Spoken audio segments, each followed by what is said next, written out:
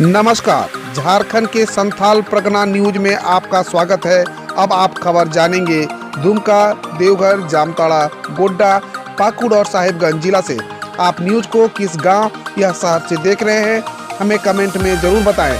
Video को शुरू करने से पहले आज का लाइक एम 50 रखते हैं। उम्मीद है आप इसे पूरा कर देंगे। तो चलिए जानते हैं शाम तक का मुख्य समाचार।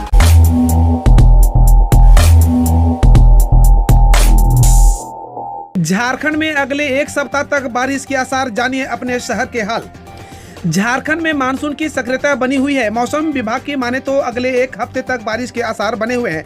आसमान में बादल रहेंगे। बुधवार को बादल कायम रहेंगे। गरज के साथ हल्की बारिश हो सकती है। फिलहाल तापमान कमोबेश यथावत बना रहेगा।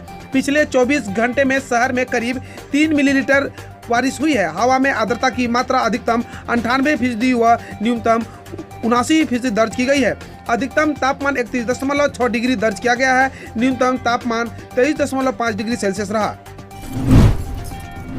होटल रेस्टोरेंट के ताले खुलेंगे। सीमित संख्या में बैठाकर खिलाने की होगी अनुमति। झारखंड में कोरोना को लेकर फिलहाल अनलॉक 3 लागू है। स्वास्थ्य सुरक्षा सप्ताह के तहत 17 से 24 तक होटल रेस्टोरेंट को बंद रखा गया है। उन्हें सिर्फ होम डिलीवरी की अनुमति है, लेकिन 24 जून से शुरू होने वाले अनलॉक 4 में होटल रेस्टोरेंट के ताले खुल सकते हैं। इन्हें सीमित संख्या में ग्राहकों को बैठाकर खिलाने की अनुमति मिलने की पूरी संभावना है। बहरहाल इसका अंदाजा इस बात से भी लगाया जा सकता है कि 2-3 दिन में होटल रेस्टोरेंट के लेकर भाजपा समेत तमाम नेताओं की बयानबाजी तेज हो गई है। हालांकि इससे काफी पहले विधायक सरयू राय ने मुख्यमंत्री हेमंत सोरेन से आग्रह किया था कि होटल रेस्टोरेंट को भी अन्य दुकानों की तरह कोरोना की गाइडलाइंस का पालन करते हुए व्यवसाय चलाने की अनुमति मिलनी चाहिए। इस कारोबार से काफी ज्यादा लोगों को रोजगार मिलता है, इसलिए एक होटल रेस्टोरेंट से करीब 10 से 15 लोग प्रत्यक्ष रोजगार पाते हैं। इनका भी परिवार है। ओलंपिक में दस्तक देने के लिए तैयार है झारखंड के उभरते सितारे। खेलों के इस महाकुंभ में राज्य को मिले हैं सिर्फ 2 मेडल। ओलंपिक में खेलना और उसमें पदक हासिल करना हर खिलाड़ी का सपना होता है। झारखंड के खिलाड़ियों का भी अरमान है कि वे ओलंपिक में गोल्ड मेडल हासिल करें और उनके लिए राष्ट्रगान बजे। इसके लिए राज्य के उभरते खिलाड़ी जी जान से मेहनत कर रहे हैं। मौजूदा दौर में हॉकी, तीरंदाजी, एथलेटिक्स, कुश्ती आदि के उभरते खिलाड़ी में ओलंपिक को लेकर गजब का उत्साह दिखाई दे रहा है। इसका एक ही सपना है, ओलंपिक में अपने देश के लिए मेडल जीत कर आना। इन खिलाड़ियों में घाटों की सपना व गुमला की एथलेटिक फ्लोरेंस बारला है। इस पर चोटिल होने के कारण एथलीट सपना ओलंपिक क्वालिफिकेशन में चूक गई। उग्रवादी हिंसा में मृत सैप जवानों के आश्रितों को मिलेगा मुआवजा और नौकरी। जाने हेमंत कैबिनेट के अन्य फैसले के बारे में। कैबिनेट ने भारतीय सेना के सेवानिवृत्त सिपाहियों, जेसीओ व पदाधिकारियों को अनुबंध के आधार पर लेकर गठित किए गए स्पेशल ऑक्सिलरी पुलिस के जवानों की उग्रवादी हिंसा में मृत्यु होने पर उनके परिवारों को राज्य पुलिस की तर्ज पर सहायता देने का फैसला किया है। अब मृतक सैप जवान के परिजनों को राज्य पुलिस के आश्रितों को मिलने वाला अनुग्रह अनुदान मिलेगा और परिवार के एक व्यक्ति की अनुकंपा के आधार पर आरक्षी या चतुर्वर्ग के पदों पर नियुक्ति की जा सकेगी। मंगलवार को ही मंत्रिमंडल की बैठक के बाद कैबिनेट सचिव वंदना डाडे ने यह जानकारी दी है। उन्होंने बताया कि बैठक में कुल 14 प्रस्ताव पर सहमति प्रदान की गई। खुद जेसीबी का लीवर थाम कीचड़ में तब्दील सड़क को समतल करने में जुटी हजारीबाग के बड़कागांव विधायक अंबा प्रसाद। आम नाली को भी कुदाल से किया साफ। झारखंड के कई विधायक अपने क्षेत्र की समस्या को लेकर हमेशा चिंतित रहते हैं। इसी में से एक है हजारीबाग जिला अंतर्गत बड़कागांव विधानसभा क्षेत्र की तेज तर्रार युवा विधायक अंबा प्रसाद। लोगों की सेवा को हमेशा तत्पर रहती है। विधायक अंबा प्रसाद का एक नया हुनर सामने आया है। बड़कागांव प्रखंड के टैक्सी स्टैंड के समीप सड़क कीचड़ में तब्दील हो गई थी, जिससे आने जाने वाले राहगीरों को काफी परेशानियों का सामना करना पड़ रहा था। मामले को लेकर बड़कागांव विधायक अंबा प्रसाद स्थल पर पहुंची और गड्ढे को भरवाई। इसके बाद खुद जेसीबी की लीवर थाम सड़क के समतलीकरण करने में जुट गए। इतना ही नहीं, जाम पड़े नाली को भी कुदाल के सहारे सफाई की। कैबिनेट की मुहर। झारखंड में ब्लैक फंगस महामारी घोषित, रिम्स को बनाया नोडल सेंटर। झारखंड सरकार ने ब्लैक फंगस को महामारी घोषित कर दिया है। कैबिनेट ने मंगलवार को इस पर मुहर लगा दी है। अब राज्य सरकार को कोरोना की तरह ही ब्लैक फंगस के मरीजों को भी पूरा हिसाब रखना होगा। ब्लैक फंगस के बढ़ते मामलों को देखते हुए 14 राज्यों ने इसे अपनी महामारी घोषित कर दिया है। ऐसा करने वाला झारखंड 15वां राज्य है। झारखंड में अब तक ब्लैक फंगस के 82 मरीजों की पुष्टि हो चुकी है। 54 संदिग्ध मरीज और उससे 26 लोगों की जान जा चुकी है। यह बीमारी खासकर उन लोगों को अपने चपेट में लेता है जो डायबिटिक है। अगले सप्ताह से उपभोक्ताओं को मनचाहे डिस्ट्रीब्यूटर से ले सकेंगे गैस सिलेंडर। पहले चरण में रांची का भी नाम।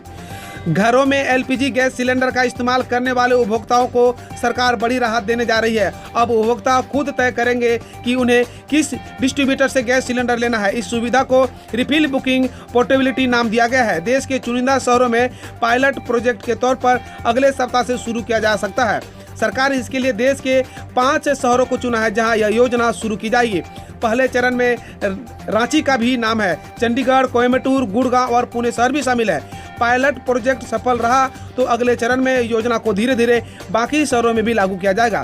फिलहाल उपभोक्ता गैस सिलेंडर बुक करते हैं तो जिस डिस्ट्रीब्यूटर से उन्होंने कनेक्शन ले रखा है वही सिलेंडर की डिलीवरी करता है। राजधानी में इस योजना के लागू होने पर जब उपभोक्ता नया सिलेंडर बुक करेंगे तो उनके पास डिस्ट्रीब्यूटर चुनने का विकल्प भी होगा। इसके इलाके में जितने भी डिस्ट्रीब्यूटर हैं उन सभी के लिस्ट उन्हें दिखाई देगी।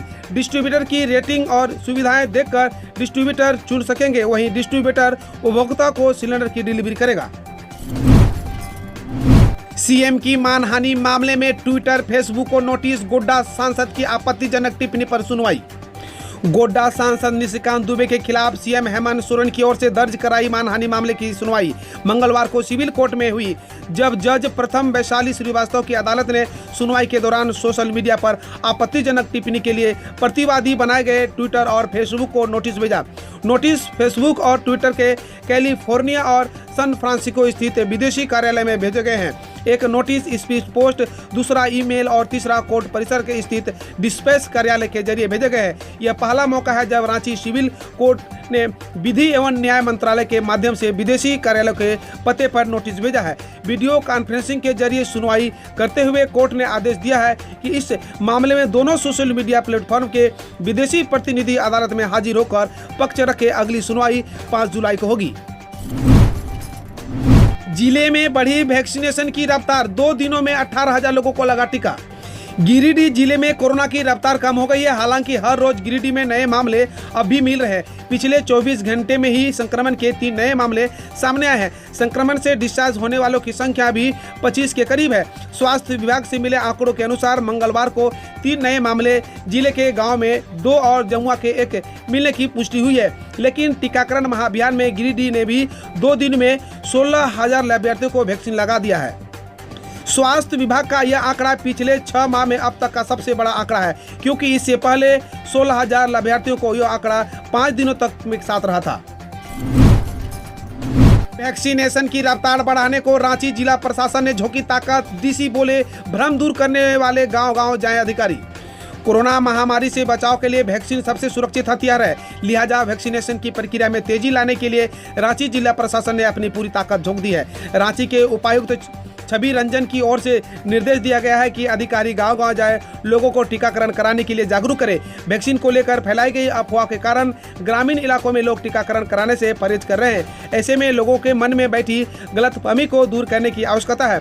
इसे दूर किए बिना समस्या का समाधान नहीं होगा। नुक्कड़ नाटक और जागरूकता की रैली के जरिए लोगों को वैक्सीन के बारे में सही जानकारी देने के लिए कहा गया है। हम रोज ऐसे ही न्यूज लाते रहेंगे, तो यदि आपने अभी तक क्लीन न्यूज को सब्सक्राइब नहीं किया है तो पहले फटाफट सब्सक्राइब कर लें, साथ ही बेल आइकन को दबा दें ताकि कोई अपडेट मिस ना हो।